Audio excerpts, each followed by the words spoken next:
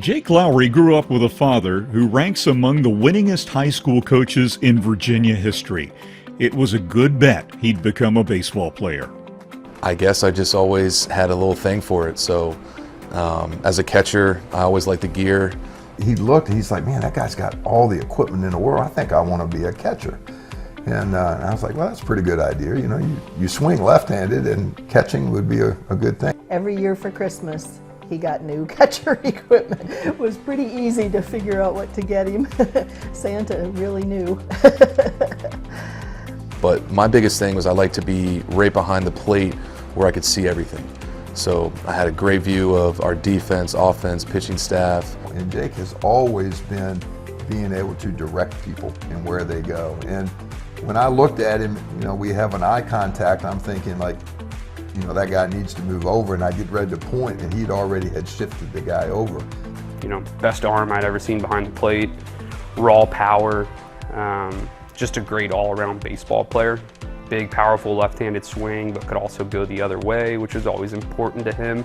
Lowery's impressive high school career drew interest from many college coaches, including JMU's Spanky McFarland.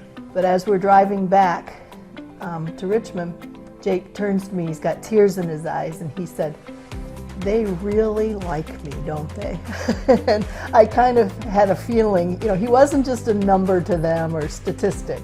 It was an easy decision after hearing how much they wanted me and how much it felt like I was like wanted to be on the team, and you know what they envisioned for me. Lowery became a starter right away for JMU. But in 2011, his junior season, he authored one of the greatest single seasons in JMU history. I think that first game his junior year, they were playing Bucknell, and he came up and he had a home run in the first at bat. And then he had another home run in the second at bat.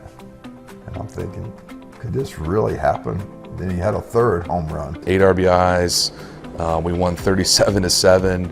It was a long game, but it was crazy because we were all clicking. And that night when we went back to the hotel, because we stayed for the whole series, it was on ESPN. Yeah, every game that year really sticks out as a big game for Jake. It was more common that a game would stick out if Jake didn't get 2 or 3 hits. Those were the ones that were rare. You know, you talk about catchers being quarterbacks. He led that team in many regards, both offensively and calling the games, and it just set the stage for what was a very good year under head coach Spanky McFarland. Yeah, so the CAA tournament that year, we were in Wilmington. Obviously, the build-up was, you know, we were first for the regular season, coming in as the #1 seed. The previous year, we were the #1 seed as well. Didn't win the tournament. Knew like what that feeling was the year before of losing, and Spanky, so he talked about how we're gonna have to have a win from our pitching staff. And that was the first game of the tournament where Sean Tierney threw a complete game, we won 4-0. He said there was gonna be a game where we were gonna have to outslug the other team, and the pitching staff was gonna let us down a little bit, and that was the UNC Wilmington game where I think I had 4 hits, Johnny Bledell had 4 hits, but we had to outslug the other team. And then we were going to have a game where it was going to be a little bit combination of everything. To me, that was the Old Dominion game. Pitching staff did enough, we scored enough runs, and that ended up being, you know, the dog pile at the end. And Jake, I remember going to UNC after that and, you know, hitting a home run at Chapel Hill and just super consistent. You know, no game was ever too big for him. Jake could always live up to that moment that year. The Dukes registered 42 wins, the second most in school history that year, and finished as an NCAA regional runner-up. Lowery set records for games played, triples, home runs, extra base hits, RBIs, and plate appearances.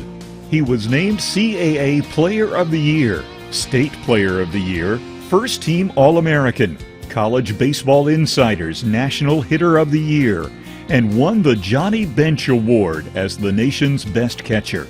But when you look at some of the names that have won that, in Adley Rutschman, who is now, you know, with the Orioles, Buster Posey, one of the best catchers of all time, you know, as well as Kurt Suzuki, another very familiar name in the collegiate ranks and then professionally. You know, put him with that group, and it tells you just how big of the deal it was. Guy out of a school like James Madison University, competing for the Johnny Bench Award, beating out someone at University of Florida. That was just a huge testament to what Jake did and what JMU is, and the national brand and the name. The Cleveland Indians drafted Lowery in the 4th round that spring, and he left JMU for pro ball, progressing to AA Akron before a freak injury stalled his career. There was a game in Bowie, we were playing the Orioles, and I was facing a left-handed pitcher, trying to stay in there, and I ended up getting hit in the face, fractured an orbital in my zygomatic. Unfortunately, the Indians, they released him like a year later. Like they felt like, that, I don't know if that had something to do with it, but I'm sure it did. And then quickly signed with the Nationals, which was, a breath of fresh air, and I got to continue to play for another 5 years, which was what I wanted to do. And it also allowed Lowery to work remotely with faculty in Harrisonburg to finish his JMU degree.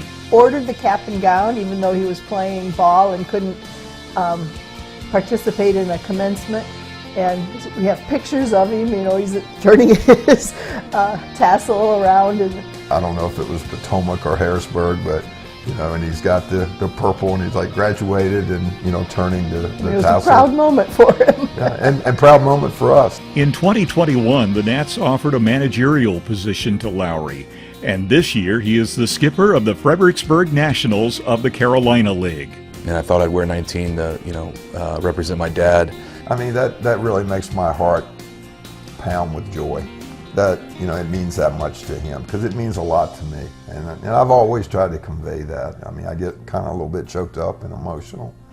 But, just as a tribute to him, and to know that he's, how much he's meant to me and how much he's helped me get to this point. I see Jake on the field and I see a lot of his dad, but then I also see him creating his own brand. He's being his own manager and making a name for himself. There's a limited number of managing positions in the country, and for him to get one in Fredericksburg at such a great organization, a team that didn't even draft him, that shows, the impact he made and continues to make. He's a great person to be around, and he had a great minor league career, and I'm sure he's just gonna keep going north with it. Ladies and gentlemen, please welcome the newest member of the James Madison University Athletics Hall of Fame, Jake Lowery.